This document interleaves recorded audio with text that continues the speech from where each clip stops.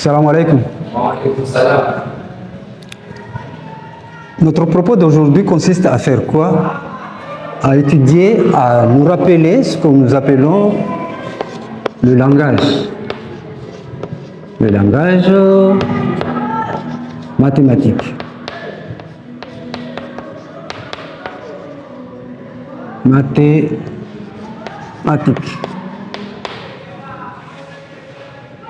Et donc, il s'agit de, quand on travaille en mathématiques, n'est-ce pas? Il faut bien, les mathématiques c'est une langue, même si elle est codée. On utilise beaucoup de codage. Et pour pouvoir bien utiliser ce langage, il s'agit d'étudier les outils, ce qu'on appelle les outils. Les outils qu'on utilise dans le langage courant de mathématiques. En l'occurrence, principalement, nous utilisons comme outil les opérations. Les opérations.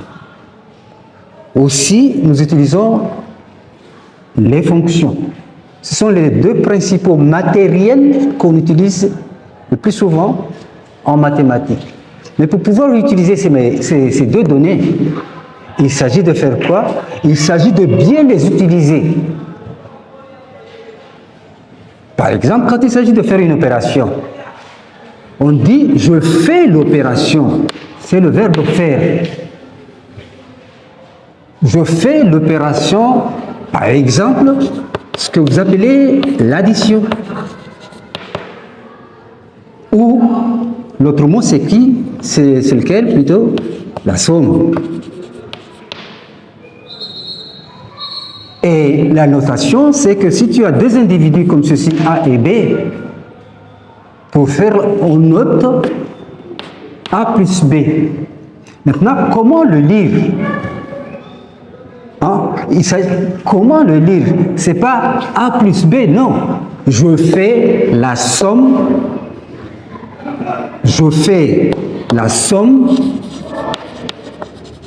l'addition de A na B. C'est la conjonction de coordination ici qu'il faut utiliser. C'est pas A ou B, c'est A et B.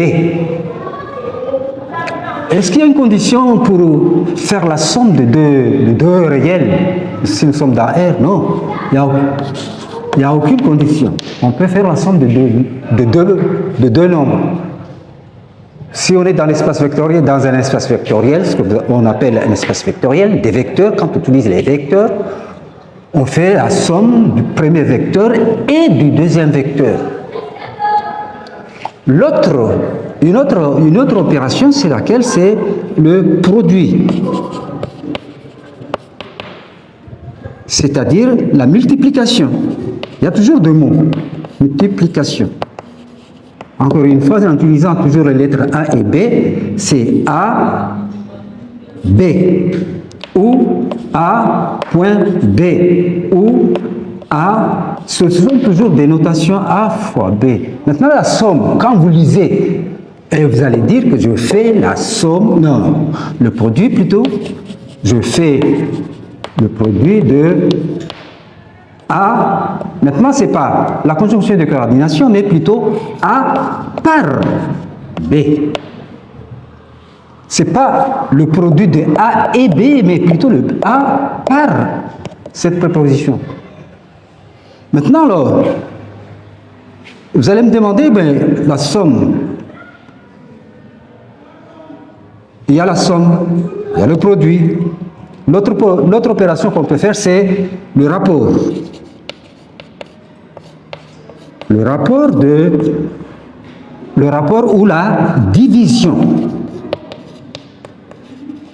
C'est toujours deux personnages. Une opération, c'est toujours entre deux choses. Il y a toujours un A.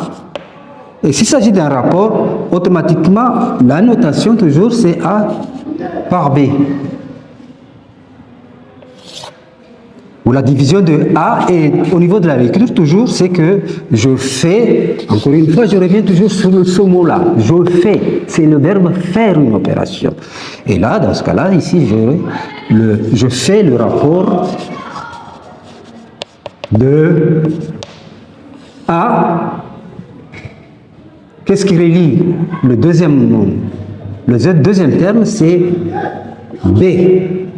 Et le joint que vous mettez ici, c'est toujours le mot, la préposition par.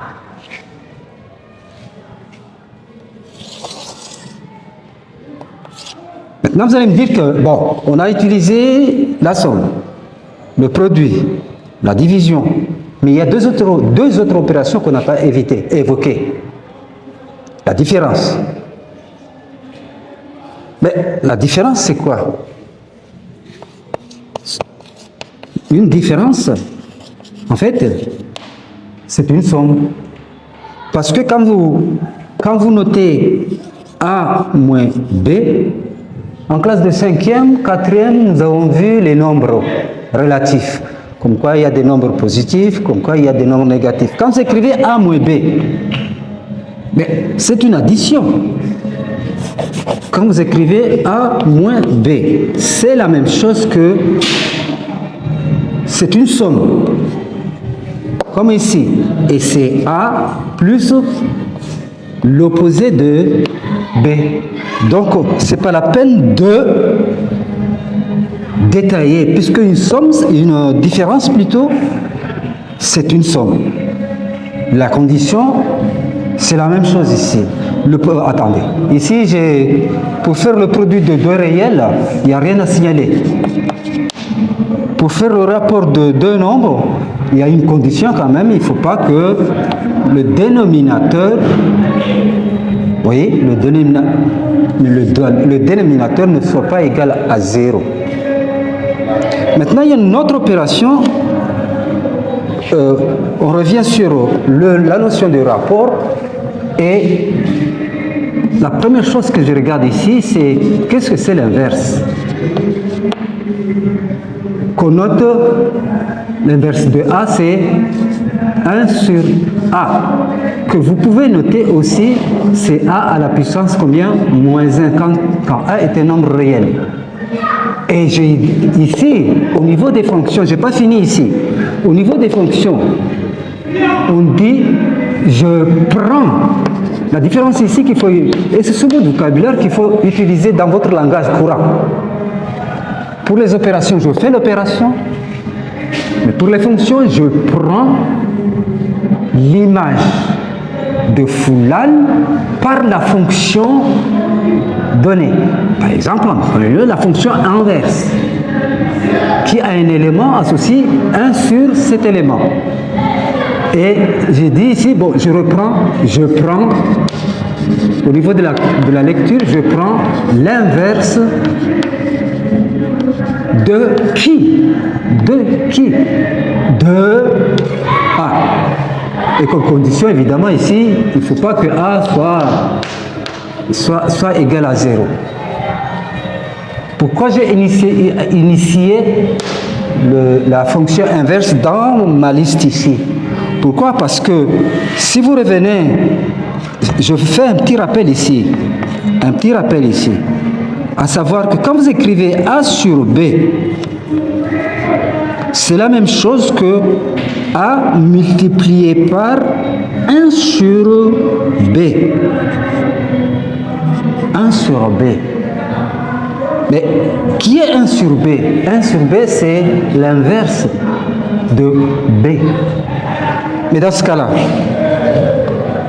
un rapport, c'est quoi? En conjuguant les deux notions, la fonction et l'opération, il se trouve que un rapport, c'est un produit. Et donc, quand vous faites cette lecture-ci, le rapport du premier par le second, automatiquement, le premier sera le numérateur et le second sera le dénominateur. Et comme ça, j'ai fini avec... je fais la différence de A toujours, puisque c'est une somme, on va utiliser la conjonction de coordination et utiliser la conjonction de coordination et ici, entre A et B. Et si vous dites que c'est la différence entre A et B, ça veut dire, au niveau de la notation, c'est A moins B. Et j'en ai fini avec les opérations. Maintenant, au niveau des fonctions, le mot-clé, c'est celui-ci. Je prends l'image de par la fonction. Ne dites pas, vous avez l'habitude de dire ceci, la fonction f de x. Non, c'est pas ça. C'est la fonction f qui à x associe f de x égale ce que vous voulez. Donc c'est déjà une erreur qu'il faut éviter. Les gens ont l'habitude de la fonction f de x, la fonction... Non, c'est la fonction f, sans rien à côté. Dans la liste, la première, la plus simple, c'est la fonction inverse. La deuxième, la fonction carré. Dont la notation, c'est un élément... À un élément A, j'associe avec ce signe-là. C'est un code, mais c'est un verbe. Il signifie quoi d'après vous? C'est le verbe associer, qui a un élément associé son image par la fonction carré et qui est A au carré. De façon générale, vous avez la fonction, la puissance, ce qu'on appelle la puissance énième.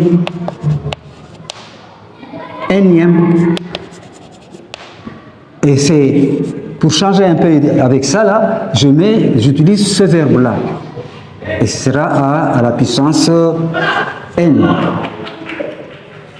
Et vous avez toute une liste que vous allez utiliser de façon assez souvent. Vous avez la puissance énième, vous avez même, vous êtes en terminale, la fonction logarithme, vous avez la fonction exponentielle, dont les notations c'est ln de qui. J'ai eu un élève un jour qui m'a dit ceci, pour lire ça, il a dit ln facteur 2. Je lui ai posé la question, mais tu es en quelle classe toi? Parce que il a oublié que c'est une fonction, et une fonction, c'est, ici par exemple, dans cette ligne-ci, c'est je prends le logarithme. De qui? De A par exemple ici. C'est ça la bonne lecture. Donc c'est le logarithme de, ici par exemple, et ce sera A. Et la condition, vous verrez si vous n'avez pas encore fait ce programme-là, c'est qu'il ne faut pas que A il faut qu'il soit plutôt positif. Ici, il n'y a rien à signaler. On peut prendre la puissance énième de n'importe quoi, il n'y a rien à signaler ici. Vous avez les fonctions racines carrées, les fonctions exponentielles, les fonctions cosinus, les fonctions sinus. Il y en a une infinité. Vous pouvez même inventer d'autres fonctions. Maintenant, pour initier, bon, là c'est la liste. J'attire votre attention surtout sur la lecture. Il faudrait que vous soyez un peu plus intelligent, c'est-à-dire utiliser le bon vocabulaire quand vous travaillez. Quand vous êtes au tableau et que vous voulez vous exposer, par exemple, ne dites jamais la fonction f de x. Ça n'a pas de sens. Hein? Dites que ici, j'ai la fonction carré. Là, c'est l'exponentielle qu'on note assez souvent, exponentielle de a. C'est-à-dire que l'exponentielle, la fonction exponentielle, c'est la fonction qui a un élément, hein, associe son image qui se note exponentielle de a. La première question qui vous est posée dans votre exercice d'analyse, c'est laquelle? Déterminer le domaine de définition. de quelque chose comme ça. Mais il faut que vous ouvriez vos yeux et que vous regardez l'expression. Je viens là. Par exemple, j'ai f de x, par exemple, une certaine expression, f de x égale à la racine carrée de x, par exemple, plus 2x sur x moins 1. Par exemple. Et la première question que je vous ai balancée, que vous ai demandé, c'est de déterminer le domaine de définition de cette expression. Maintenant, qu'est-ce que vous avez ici? Le milieu, il s'agit de l'intérêt de ça et de ça. Qu'est-ce que c'est? Le milieu de l'expression qui est là, c'est ici. Le milieu, c'est ici. C'est une opération, c'est une somme de deux choses. Donc, ce que vous pouvez faire, c'est quoi? C'est partager. Et vous dites ceci, comme quoi f de x, vous démarrez votre rédaction, existe si et seulement si 1, 2. Si et seulement si la racine carrée de 1 existe. Donc vous aurez partagé votre exercice de là jusque-là en deux petits exercices. Existe si et seulement si, excusez-moi. Si et seulement si, le premier existe et le deuxième existe. Le deuxième, c'est qui? C'est celui-là. Donc, au lieu d'avoir un seul exercice qui commence ici, jusque là, vous allez avoir deux petits exercices. Le deuxième ici, c'est 2x sur x moins 1. Et vous continuez comme ça. Vous touchez le premier. À quel moment la racine carrée d'un nombre existe?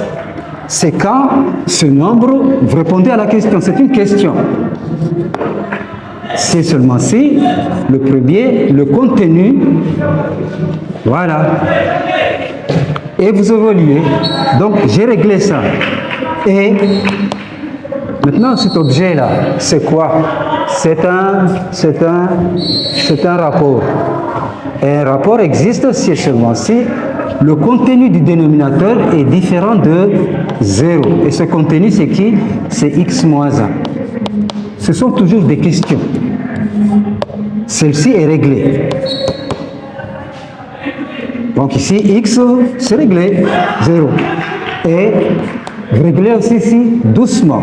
X moins 1, quand est-ce que x moins 1 est différent de 0? C'est quand x est différent de 1. Il n'y a plus de questions. Il s'agit de faire quoi maintenant? De fermer l'exercice en donnant la réponse qui vous est demandée ici. Donc, et pour ça, bon, c'est simple. Vous placez ces deux personnages dans votre axe ici. Le premier, c'est 0.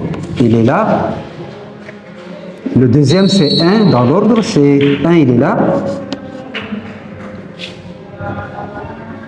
Et première ligne, deuxième ligne. Toujours 0. 0, il est là. 1, il est là. Et vous assurez les parties qui vous intéressent. Là, celle-ci. Là, je traite l'exercice qui est là de façon totalement élémentaire, de façon élémentaire. Et ça me fait quoi? X doit être à droite de 0. C'est-à-dire, première condition, X est à droite de 0. Ceci, cette condition, il s'agit de la déterminer sur cette deuxième ligne. Et qu'est-ce qu'elle dit, cette deuxième condition? Elle dit qu'il ne faut pas que x soit égal à 1, éliminé. Mais le reste est bon, c'est-à-dire, le reste est bon. Le reste est bon. Et pour fermer l'exercice, qu'est-ce qu'il s'agit de faire quoi? De regarder, à cause de la conjonction de coordination que nous avons mis ici, vous regardez la partie qui figure à la première ligne ici, la première axe et le deuxième axe. Et ce sera quoi? Ben, ce sera 0 est ici, mais il n'est pas ici. Ah non, 0 est ici et ici. Donc 0 est invité. 1 est ici, mais n'est pas ici. Donc, éliminer. Il me reste quoi? Cette partie est bon. Cette partie est aussi bon. Et finalement, ça fait quoi? Comme quoi, ce que vous avez pu appeler le domaine de définition, c'est quoi? C'est, on commence à 0, et on va jusqu'à 1, et il faut l'éliminer. Plus, de l'autre côté de 0, de 1 plutôt, ce sera éliminer 1, et on ira jusqu'à Ho, c'est-à-dire en plus l'infini. Bien, on va pour les deux notions principales que nous devions étudier, c'est la notion d'opération et la notion de fonction. Dans notre prochaine vidéo, il s'agira de passer à un thème que vous connaissez, qu'on utilise très très souvent, qui sera le second degré.